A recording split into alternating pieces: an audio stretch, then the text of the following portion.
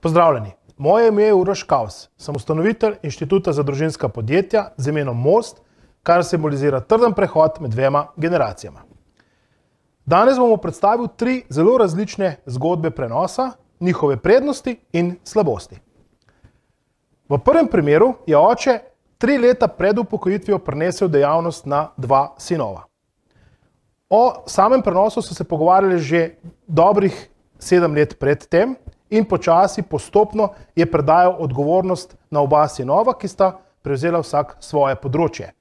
To je primer dobre prakse, oče se je ob upokojitvi dejansko umaknil iz podjetja in bil na razpolago za svetovanje.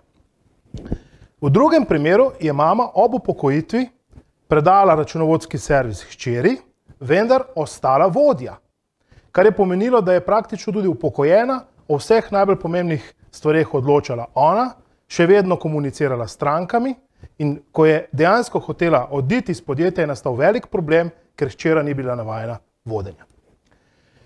In tretji primer zelo slabe prakse je, ko je oče podjetje prenašal na sina, ki je imel takrat že 52 let.